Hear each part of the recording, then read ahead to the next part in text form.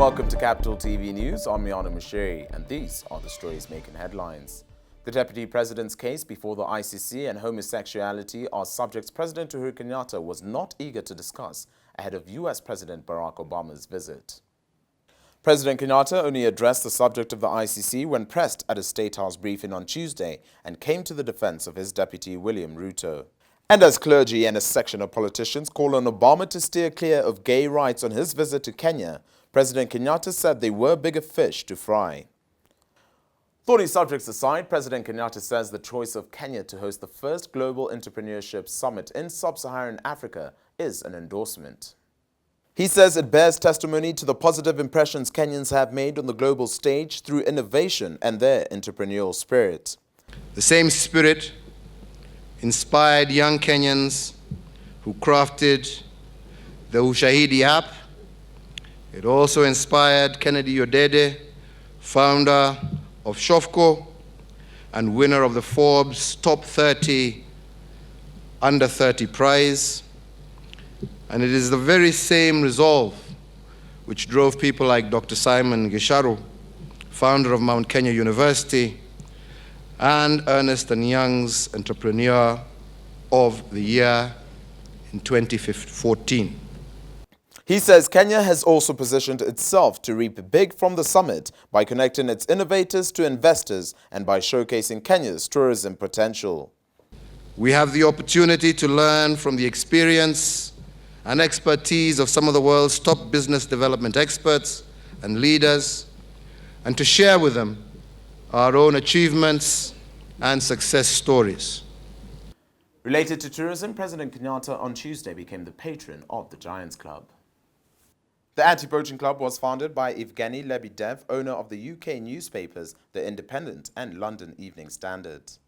It brings together African heads of state meant to converge in Nairobi next year in an effort to combat poaching of elephants for their ivory. First Lady Margaret Kenyatta says more needs to be done to improve the early detection of cancer.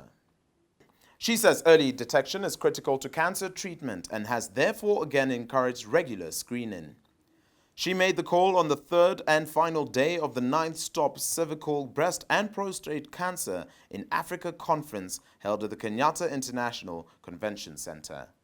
In addition, I've made cancer screening one of the priorities of the Beyond Zero campaign. As a result, the awareness has greatly increased, which in itself has mitigated the burden on families of those affected by the dreaded disease. And in business, the world's largest bank, the Industrial and Commercial Bank of China, has pledged to bring more money and investors to Kenya. The chairman of ICBC, Yang King, made the pledge on Tuesday when he met President Uhuru Kenyatta at State House, Nairobi. Yang was accompanied by top officials of the bank and members of the China Entrepreneurs Forum of Yabuli, which brings together the wealthiest of the Chinese business community.